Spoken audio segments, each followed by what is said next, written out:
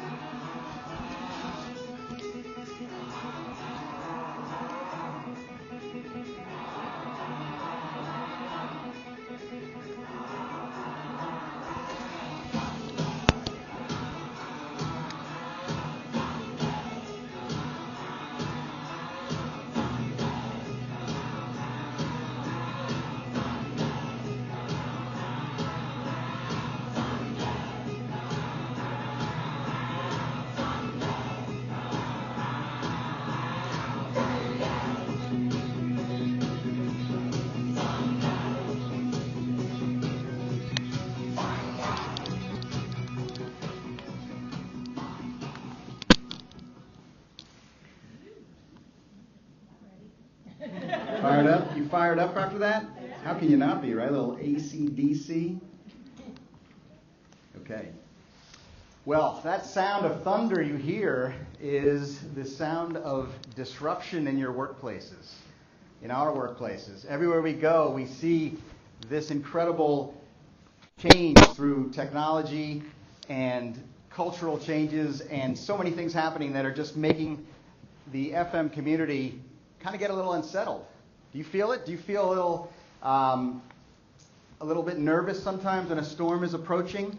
I know that I do. And whenever I think about a thunderstorm, I go back to my childhood. I'm a child of the 1980s, so how many people remember this movie?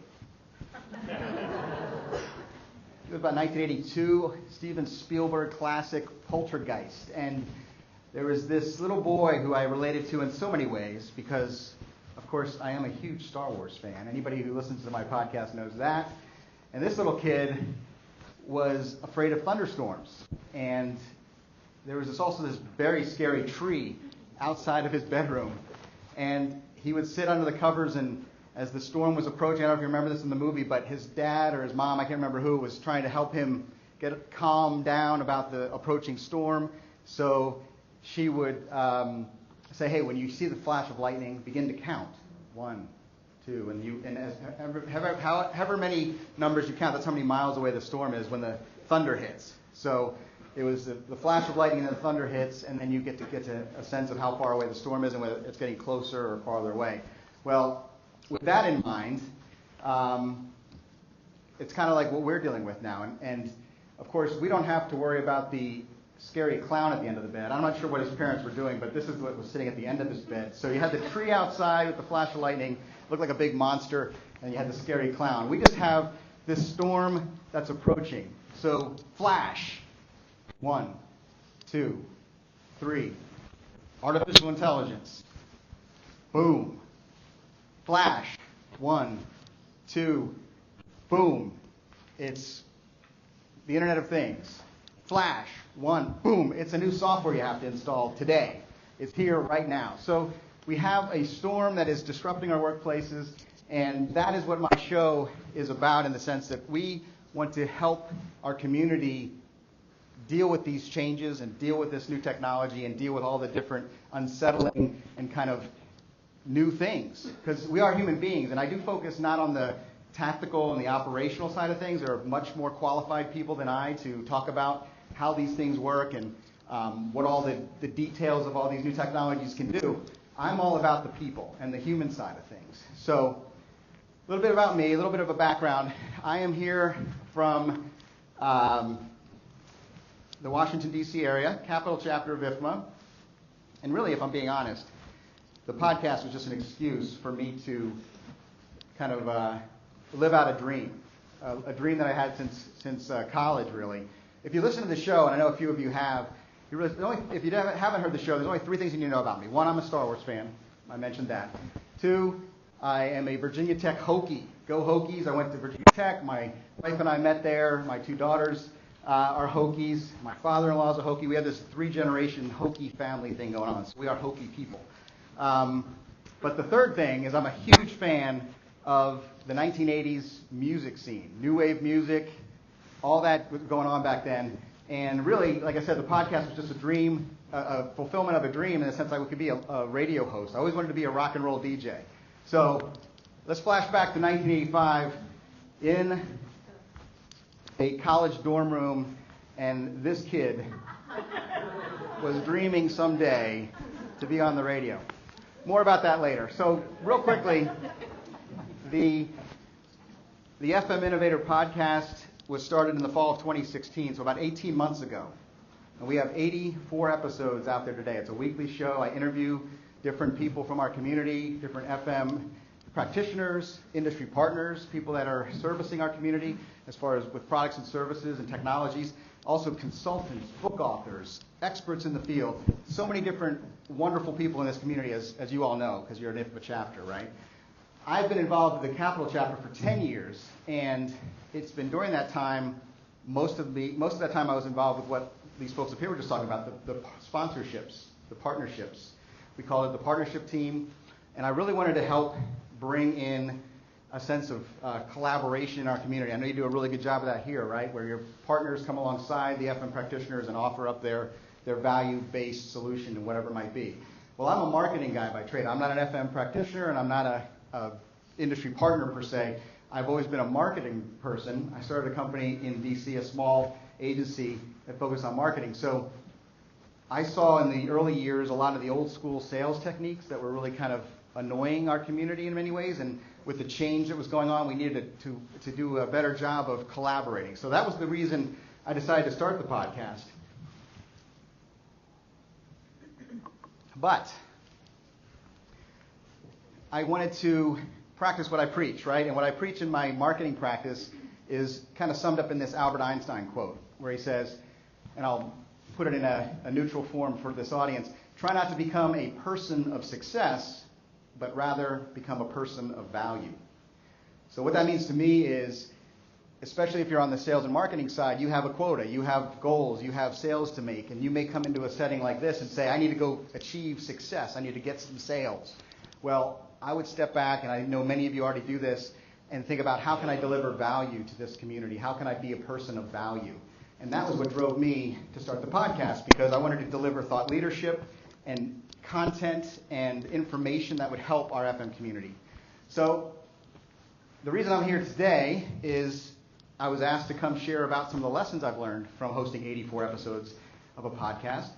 And the biggest lesson is that we are in the middle of a workplace evolution, right? The workplace evolution. How many people go to IFMA's World Workplace or are involved with the workplace evolutionaries, that kind of subgroup within our big IFMA community? They are forward-thinking designers, architects, workplace strategists, all types of people who have an expertise in where the workplace is going. Well, we live in this age of acceleration. Everything's going faster and faster. I want to call it a workplace revolution. And I've had debates about this. Is it an evolution, a kind of a gradual change, or is it a revolution, which is more of a very quick, significant change? And I think it's becoming more and more the latter. And I'll tell you why. Because I see this trend towards acceleration. As you know, technology is accelerating, and it's in the way it advances. The Moore's Law and the doubling of the speed of processors and all that over every 18 to 24 months. Well, to kind of put a kind of a summary of all that's out there, I mentioned at the beginning with the coming storm, you know, AI, IoT, technology tools, automation tools, cultural shifts. We talk about not just the technology, but the people issues, all of the different changes in the generational shifts and the cultural shifts, the way we work is changing, activity-based work, and all these types of things. And then this is my favorite new word, densification. How many people have heard this word recently? Yeah, we got to do some densification. So, yeah, we need to, make the better use of our space. And real estate's expensive. And we're also seeing a blurring of the lines now between corporate real estate and FM and IT, and the workplace is changing. And that's what this show is all about. And it's about people helping people deal with these changes. Well, this quote struck me based on that idea of it not being a workplace evolution, but a workplace revolution. Revolutions are impossible, they say, until they're not. And then they seem totally normal. Think about the phone in your pocket, the iPhone. Everybody's got one, or an Android device. Everybody's got a little mini computer in their pocket that could literally send somebody to the moon and back, without much effort at all, because it's, 300 times or 3,000 times as powerful as the CPU that sent the Apollo spacecraft up in the air. So we all have this computer in our pocket, which changes the way we live our lives in a day-to-day. We just don't even think about it anymore. But how long has that been in your pocket? iPhone was invented just over 10 years ago. So 10 years ago, the things that we do today, just without even thinking twice, the routine tasks, the routine GPS guidance, all the things we do with our phones, is a revolutionary change in 10 years. And I'm an old guy now, so 10 years to me is not that long ago. It feels like it was like yesterday when the first iPhone came out. So that quote is from my favorite marketing guru, and it's this guy. Anybody know who this is? There's a prize in it for you if you can name this marketing guru, and Lisa, no cheating, because I think you know. And Jimmy, no cheating, because you know. You've been on the show. If you listen to the show, and you've listened to the show, you remember who this is? All right. His name is Seth Godin. Seth Godin is a guy who is brilliant in his marketing mind, but he's also a practice what you preach type person. He does a daily blog, has for many, many years, and he just writes his thoughts and puts out his thoughts into the world. He does a podcast now. He has many, many books about the human side of marketing and advertising and how the marketers have done a really good job. We marketers have done a good job of exploiting some things about human nature, which I find fascinating, and I'll talk a little bit about it here. But Seth says we're living now in the connected revolution, one powered by the internet, in which people connect to people, computers connect to computers, the IoT, and our culture changes ever faster daily. So these changes are happening faster and faster, and it's a revolution, folks. So what lessons have I learned? One thing that Seth talks about a lot, and I see this because I'm a human being, and how many human beings do we have in the audience today? We have something wired in us, or we learn it from a very early age, something about status roles. So when I think of status roles, we care about what other people think about us, and about what we do, and about our job, or our car, or our family, or our whatever our personal thing is. Many of us, most of us, human being, you have a sense of what your place is in our society, status-wise. And I think this is a thing that we need to recognize, acknowledge, be self-aware about, and then try to make a change to overcome it so we can be successful as the society is changing and as the workplace is changing. We want to be prepared to do this. So my best way to prove this point is to give you an example, again, from the 80s. But before I do, just my takeaway here is going to be significance does not come from your title or your current role. I don't care how thick your business card is or what that title is. You are a human being, and you have significance apart from the role you feel you have been put on this earth to play in the workplace, or where you feel you stack up against the broader society. So that's my takeaway here. My proof that we all have this kind of wired in us from childhood, nothing better than going back to the 80s in this movie. How many saw The Breakfast Club?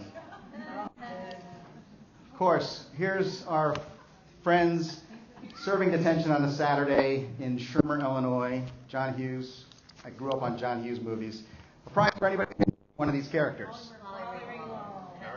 Well, that's an actor, and I'll give you partial credit for that.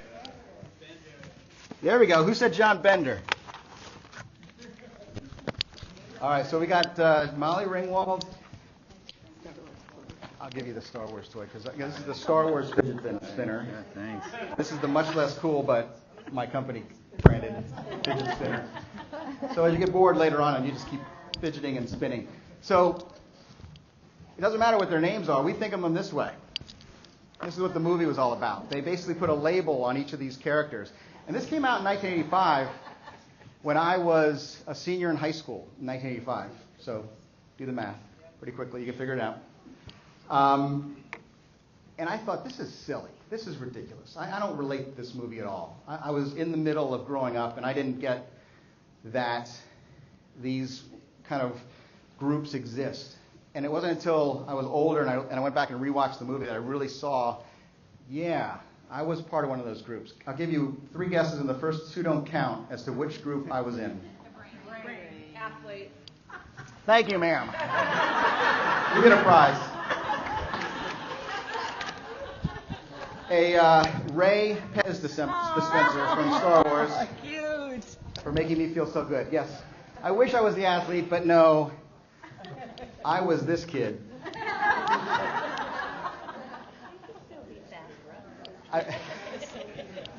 I was the geek. I embraced my geekdom. So the Star Wars thing started early. That picture is from 1977 when the original Star Wars came out. Before there were episode numbers, it was just Star Wars. And I was a 10-year-old kid who just got totally into this movie. And I did grow, and I did be mature, got into the high school years. And, started growing the mullet. The buds of that mullet you saw earlier were beginning there. I worked at People's Drug Store, later bought by CVS. But still trying to become cool, lost the glasses, got contacts. Until college, really, that I figured out maybe I could be the cool kid, because I love this music, I love DJ potentially, so I really with the Wayfarers and my members only jacket, and I was DJing some parties, and then I got a part-time job on the weekend at the home of Blacksburg, Christiansburg, Radford, the home of rock and roll, Rock 105 FM. And there I am. The Weekend Rockers. I look exactly the same, don't I? That caricature could be drawn tomorrow, and it's still me.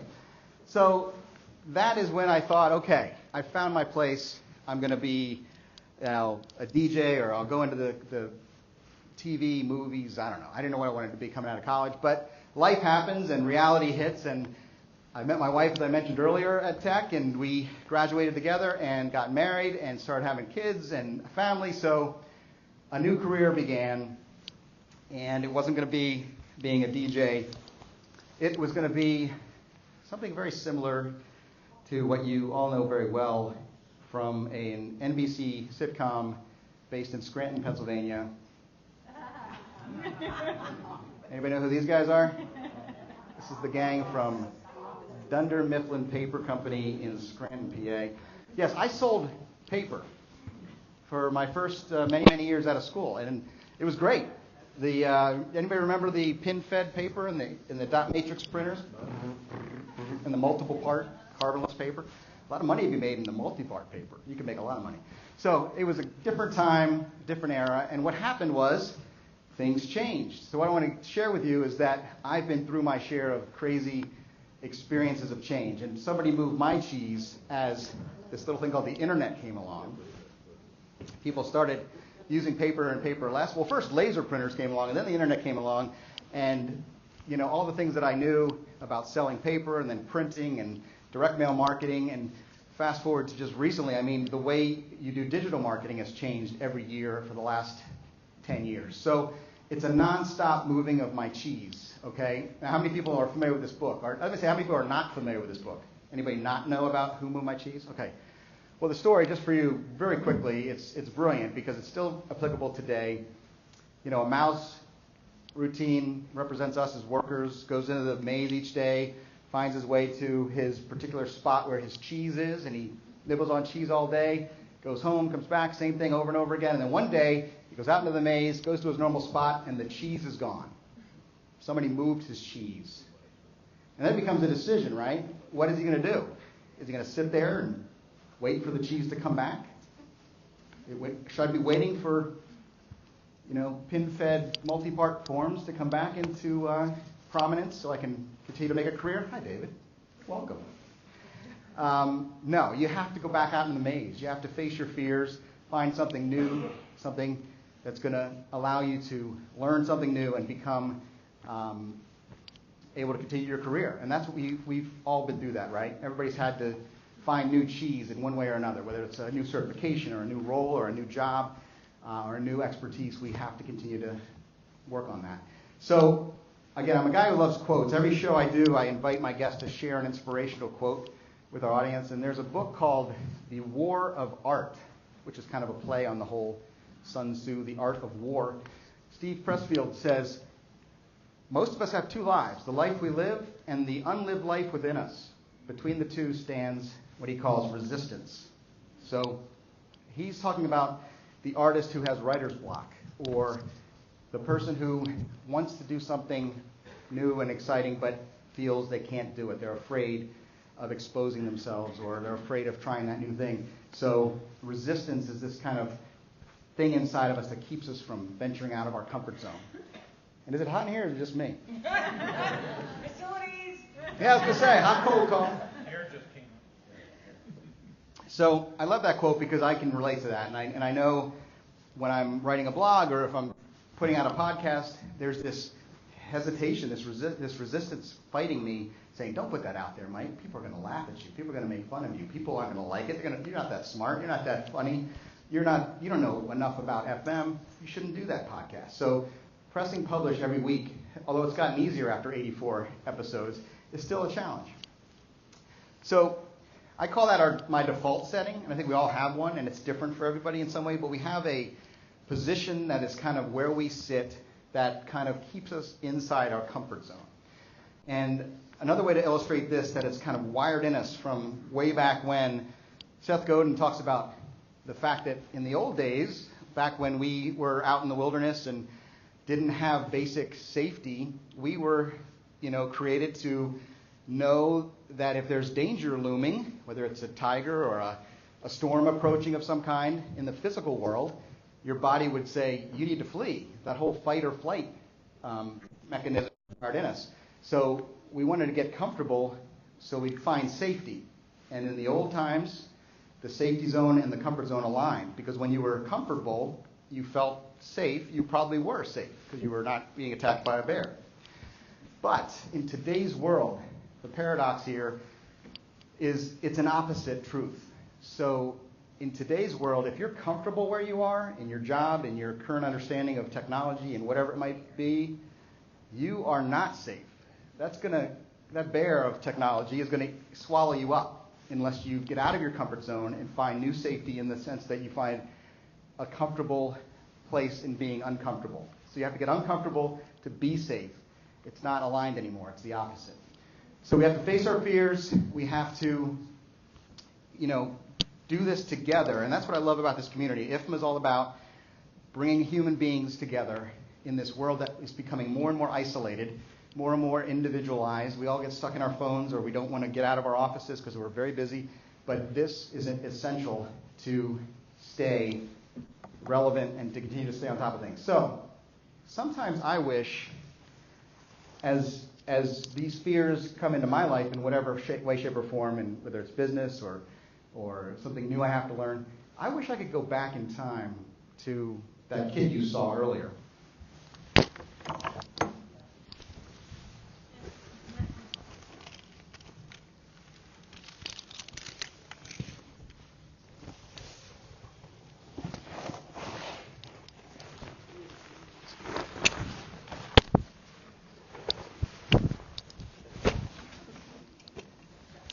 All right. Members only. It's the exact same jacket, almost. A couple sizes larger. But anyway, for this next part, I'm just going to be Mike, the 1985 Mike, because, I face these challenges, and people who listen to the show know the answer to this question, but what gets me through and has gotten me through since way back in the 1980s is the biggest band in the world. Not sure they still are, but I think they are. These little folks. What am I doing? The boys from Dublin, Ireland. Anyone know who this is? Yes, U2. And here they are today, still rocking it. Still rocking and rolling in their 50s. Their lyrics are just as good today as they were back then in many ways. I love their new most recent two albums. They have this series, these two albums are kind of sister pieces. One's called Songs of Innocence, one's called Songs of Experience. And in the first one, they sing about their starting out as a band in the early days, wide-eyed and excited about being rock stars and young, and the way we all were back when I was wearing this outfit. I mean, I didn't think about, what do the kids call it today? Adulting? I wasn't adulting. So, fast forward to where they are now, and even though they are rock stars and they are independently wealthy and all that stuff, they still write great lyrics. Bono expresses things that I can really appreciate. So, I'll share with you my favorite song from their latest album called Songs of Experience, where he's basically talking to his younger self. And I won't go into all the lyrics because the song is great. It's one of those classic arena rock type anthems that starts out really slow and with the bass line, and it builds and builds and the drums kick in. But with the kick in part, when the song really starts rocking, is when he starts doing this cadence of, sometimes I can't believe my existence, see myself from a distance, I can't get back inside. Sometimes, and I'm a terrible singer, by the way. The air is so anxious, all my thoughts are so reckless, and all my innocence has died. So he goes on and on. Here's the part that I really can relate to, and maybe you can too. Sometimes I wake at 4 a.m. when all the darkness is swarming, and it covers me in fear. Sometimes. Wow, I really get cranking at that point. So this idea of, as adults, and with all the things going on in our lives, how many times you get kind of woken at 4 a.m. and then you start thinking about the day ahead and all that you've got to deal with, whether it's that new software implementation or some new change in your job, and you just can't get back to sleep because your mind starts racing, right? So I think we can all relate to that, and I certainly can. So I believe one of our greatest fears is the fear of being, I won't say inadequate, but less than adequate, or less than competent. Let's call it that. Less than competent. Incompetent is probably too harsh, but less than fully competent at something. You ever have that feeling, like that fear of, I don't know how to do this yet, so what do I do? Well, I have a little story to share, and this is something that no matter how long you've been doing what you're doing, and no matter how self-aware you are, and believe me, I have a lot of blind spots, and one of them is that my lack of singing ability. I think I should put that out in front of everybody. And this will be on the internet probably. Hi, World Wide Webs. Hope you enjoyed that song. But I am the opposite of this guy. Anybody know who this is? Tim the Toolman Taylor. My wife wishes she married Tim Taylor. I am the opposite of Tim Taylor. I do not know anything about being a handyman. My wife's father could fix anything. He was an electrical engineer, brilliant guy, could fix anything in the house, and I get scared when I see this. I got home one day, and this was on the kitchen floor, and I was paralyzed by fear. It's a new ceiling fan. Oh my goodness, how am I going to do this? Does she expect me to do this? And of course she did. So that ceiling fan sat right there on my floor for 3 months. Because in my mind, my fear of being found out that I am less than competent at hanging ceiling fans, and the fear of making a mistake, and the fear of putting it up and having it fall on my mother-in-law next time she's over for dinner, or having it, burn the house down because I rewired it wrong. All those thoughts would go through my mind every time I walked into the kitchen and saw that fan. And I said, I can't do this, but I'm not going to admit it. And she would say, why don't you get that fan hung? Just do it this weekend. I'm busy. Got to do a podcast. Work, hon. I got to do work. But finally, 2 weeks ago, when did I tell this story, David? It was literally the weekend before Facility Fusion in Chicago. I knew I was going away to Chicago. I said, I got to get this thing done. So on that Saturday, I woke up, after I delayed and procrastinated with a lot of coffee and trips to Starbucks and so forth. I kind of came home and said, I'm going to do this. So I opened up the ceiling, and I saw this. And I know for you, this is really funny, right? Because a lot of you have an engineering background, your FMs. You could do this in your sleep, right? That's like 3 wires. No big deal. Well, to me, it looked like this. But I remember what I teach my guests, or I talk about with my guests on the podcast. You got to consult the experts. You're not going to be able to do it all yourself. Consult the experts. So what did I do? YouTube. Went to YouTube. And then I went to Home Depot and talked to those folks, see what they knew. And I went back to YouTube, and I did try to read the instruction manual, and it was like Greek to me. But a mere 6 hours later, I did hang the fan. Thank you very much. But I'm so embarrassed because now in hindsight, now that I've done it, it's the easiest thing in the world. I could do it again in a half an hour. Anybody have a ceiling fan they want to hang? I can come to your house right now. Do it for you in half an hour. It is so easy. So I tell you that story to kind of encourage you that whatever you're looking at and facing and saying, I don't know how I'm going to face this. It's scary. I don't know how to do that now. I don't know how to use that software. I don't know how to implement that new program or that new whatever it might be. It's going to look tough in the beginning, but you go ahead and you push through the fear. On the other side, it's going to look easy. In fact, think about that iPhone example I gave you. We don't even think twice about how we just use our phones. And 10 years ago, you would have been like, what? How could we do that? So it's amazing transformation. So another quote, because I love them so much. Winston Churchill has a ton of great quotes, and this is one of my favorites. Success is not final. Failure is not fatal. It is the courage to continue that counts. So you will make mistakes. We will fail.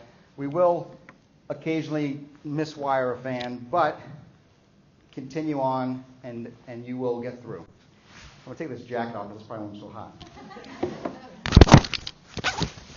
Look good, Mike. Thank you. Thank you very much.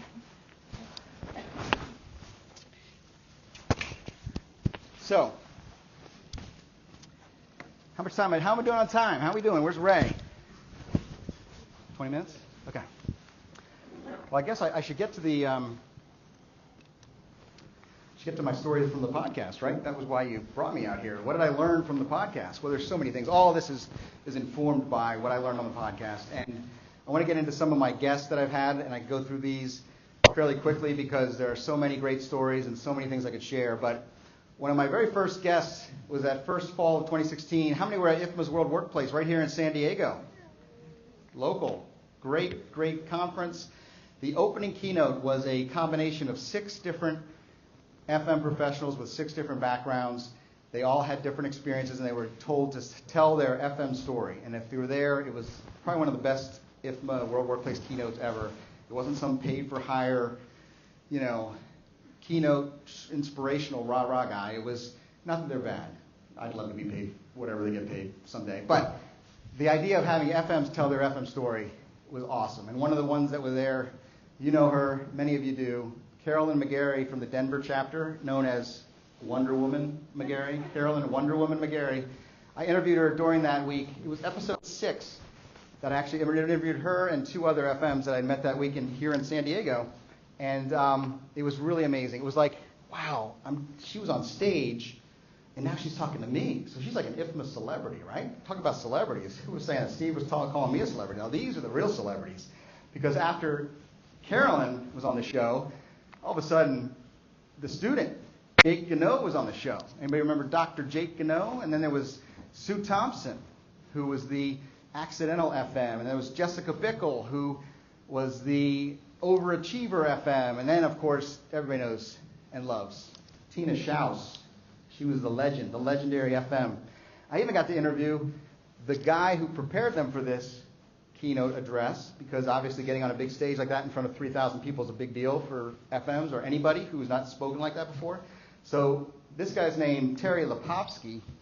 He's from Canada, and he is a professional coach, and he actually taught them all how to speak. And I need to get him to give me that free lesson, because obviously I got a lot to learn still. So Terry promised to teach me how to speak someday in front of a crowd, and I'm still working on that. So all that said, the door was open to these incredible conversations and these incredible people, and I'm just so blessed and thankful to have the chance to have these talks. It's a quick show, 20 minutes. We do a little bit of personal stuff, and then we get into some about their FM story, and it's been incredible. So moving on episode 9, this is a big moment too, because anybody read this book, The Healthy Workplace by Lee Stringer?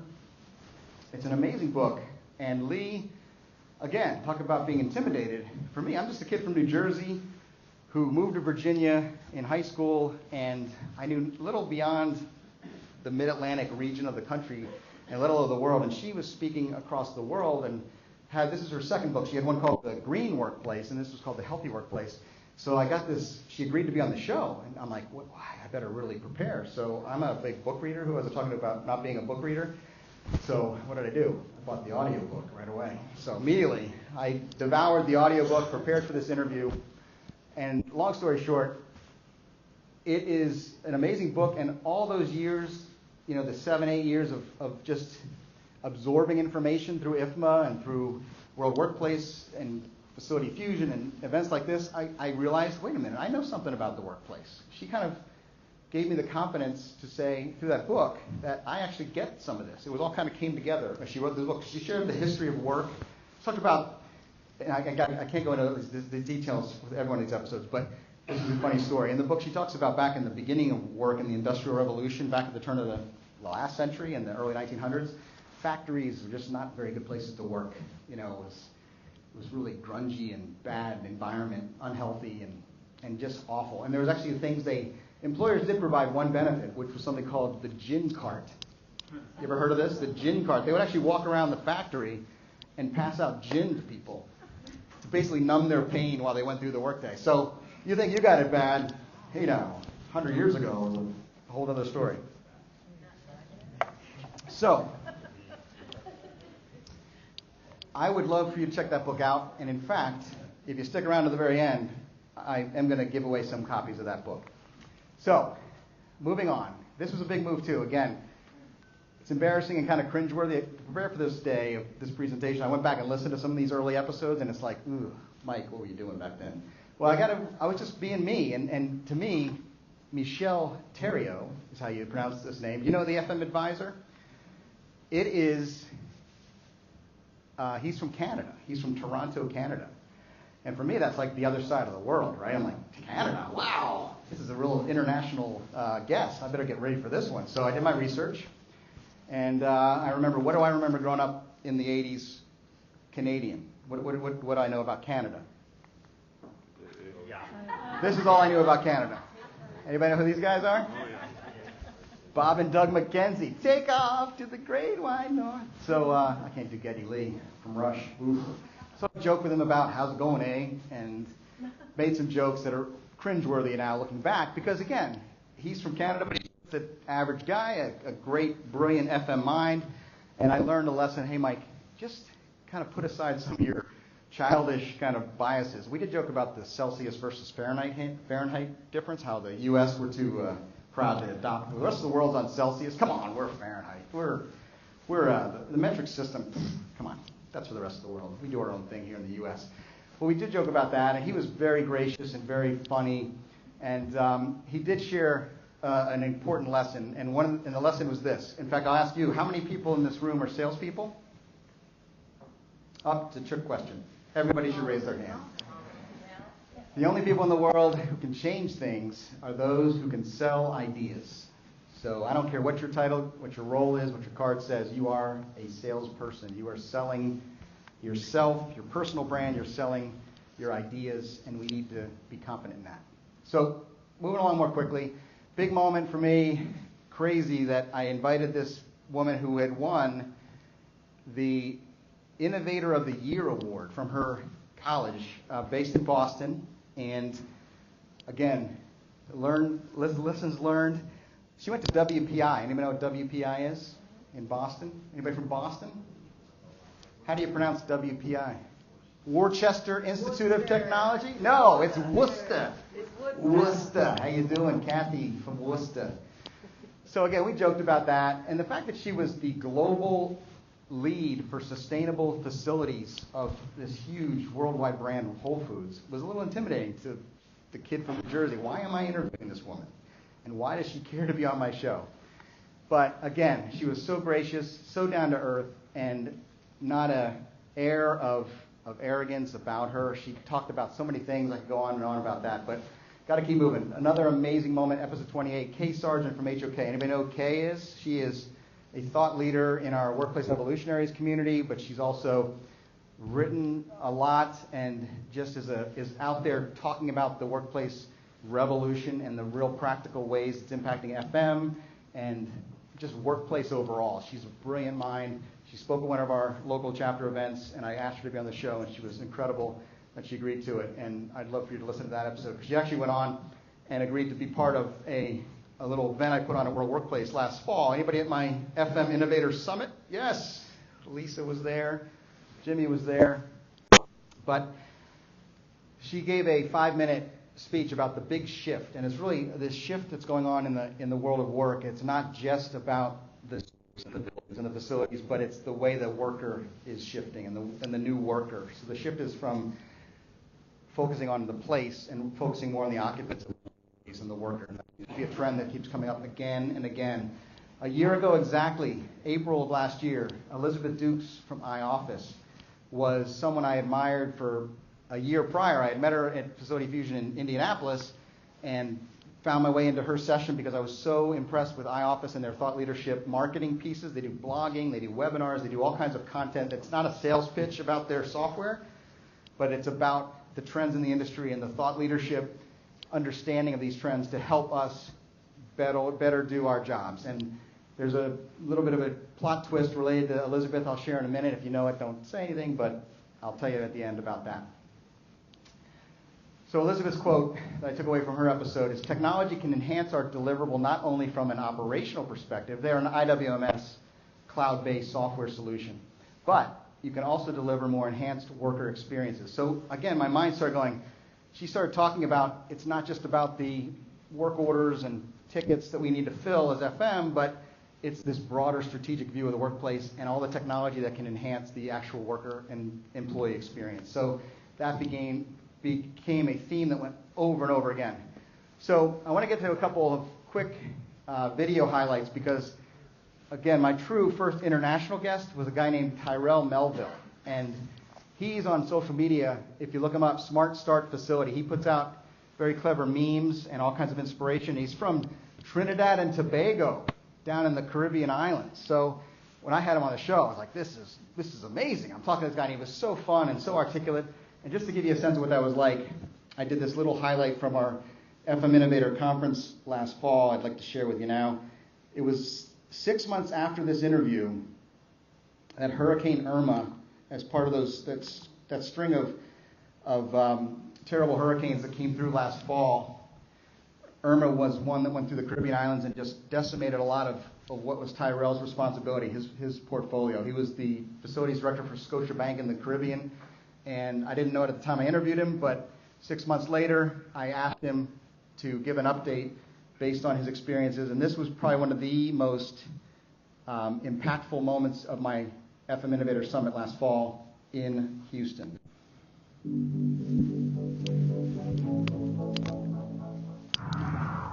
All the way from Trinidad and Tobago in the beautiful Caribbean Sea, we have Tyrell Melville. Welcome, Tyrell. Hi, Mike. Do you have a favorite motivational song that inspires you? Actually, I do, and this is going to sound real cliche considering that I'm from the Caribbean. It's Three Little Birds by Bob Marley. I don't know if you know that song.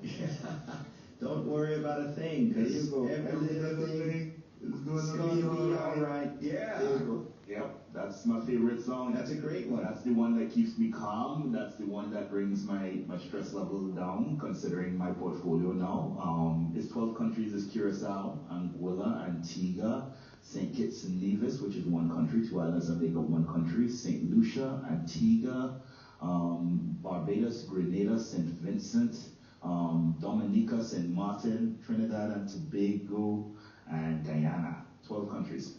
Wow.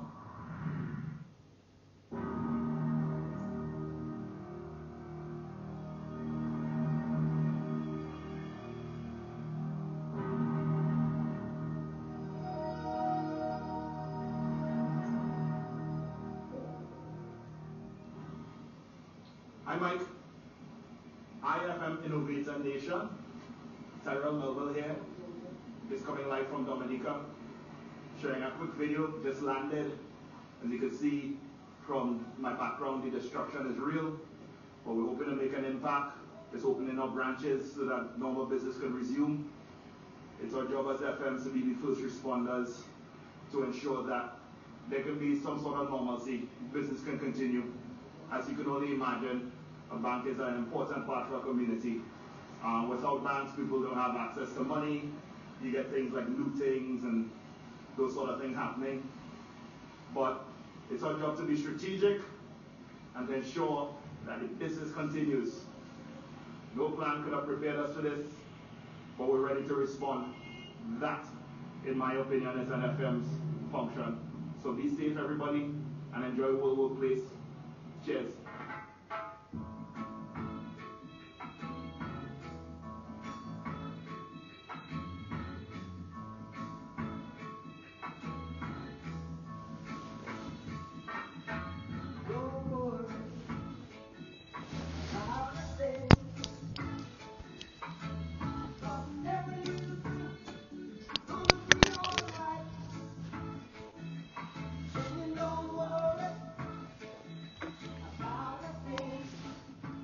So that was amazing. Tyrell is a good friend now, and I look forward to meeting him in person someday soon, probably in Charlotte this fall at World Workplace. I'm going to cruise through some of the other stories, but there's one I want to make sure I highlight for you because I have met people from all over the world. This is Katie King from the UK. I have jokes about London and her accent, and I could go on about that, but I'm going to skip through that. And she was a big fan of this band. Anybody know who this is? She actually told me a story of how she dressed up like Boy George and used to go out to the clubs as Boy George, so it was a lot of fun. She is actually writing a book, if you're interested. She has a separate company called AI in FM. She has a marketing background too, but she has a lot of expertise in artificial intelligence, and she's actually putting out a book called something related to artificial intelligence and how it's going to impact the FM community, so I keep her out for that. Interviewed international speaker and world-renowned author Jacob Morgan, who has written a number of books, the most recent of which is The Employee Experience Advantage, and he talks about how space and how the physical space as well as the other traditional HR functions are now blending together, and it's an amazing book. I recommend it. I got to leave you, though, with this. This is a guest, again, one of the big names. Do you recognize this guy from IFMA? He's on the board of the World IFMA. His name's Peter Ankerstjerne. Learn how to say that.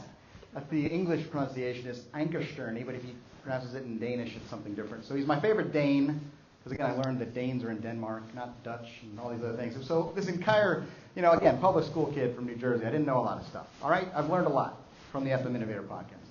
But Peter shared with me, because I always ask, what's your music? What kind of music comes from Copenhagen, Denmark? And besides Lars Ulrich from Metallica, anybody know the biggest hit that ever came out of Denmark? Come on, Barbie, let's go party. I'm a Barbie girl in a Barbie world. Life in plastic is fantastic. So I had a lot of fun with Peter. And here's something else. Anybody who's on my show, and maybe it's going to be one of you someday. So we're wrapping up here. We're almost out of time. I always ask for a headshot or some kind of a picture that I can use for the cover art. All these little photos you're seeing of the cover art for my podcast page. Every episode has its own cover. So I asked Peter to send in some pictures of himself, and well, this is what happened. We talked about some stuff.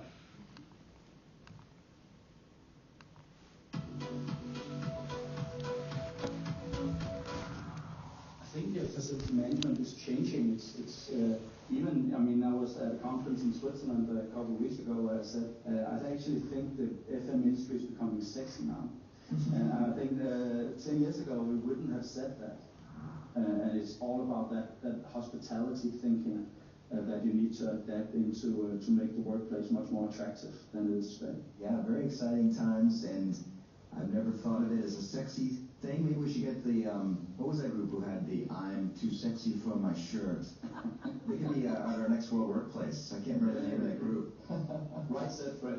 Right said Fred. Get them at the next World Workplace. I'm too sexy for my shirt. If they're still around, that would be interesting. That would be a scoop. That would be a scoop. Hey, IFMA, are you listening? Peter and I are planning the next World Workplace entertainment. Yeah.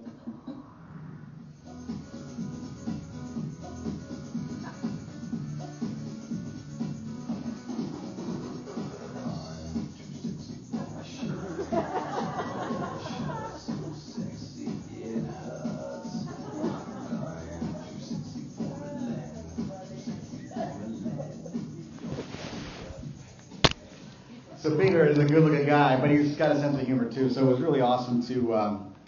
He asked his permission before I did that, and he was willing to play along. I got so many other jokes, but I know I got to be respectful of your time, and I want to get you out of here. So let me wrap up by saying, bringing back some quotes from our friends from right here in San Diego. I can't go without at least acknowledging two guests from this chapter that have been on my show. Jimmy Gonzalez and Lisa Chappell. Thank you so much.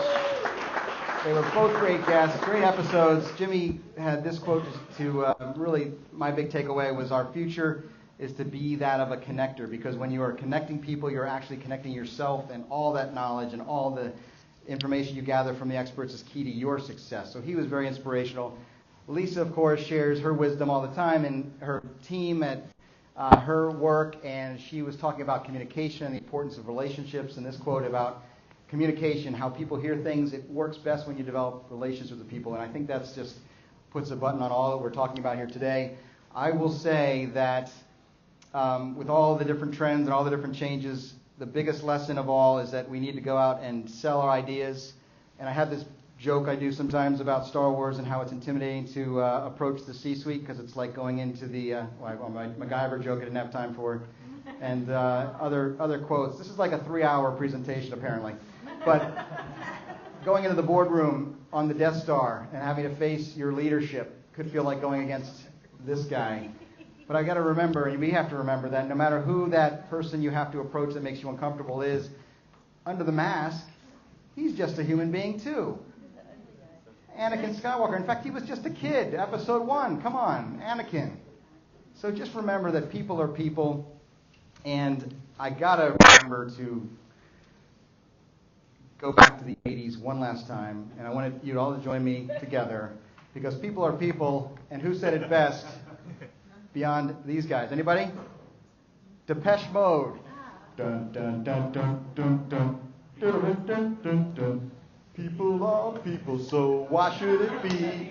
You and I should get along so awfully. Bum, bum, bum, bum, bum, bum. Well, our friend Seth Godin leaves us with one final quote that sums up everything. If what you did today was not hard, if what you did today wasn't hard, you did not add enough value because you didn't expose yourself to enough risk and fear. So I hope you'll be inspired and encouraged to take that to heart. Get out of your comfort zone and be an FM innovator. Thanks very much, everybody.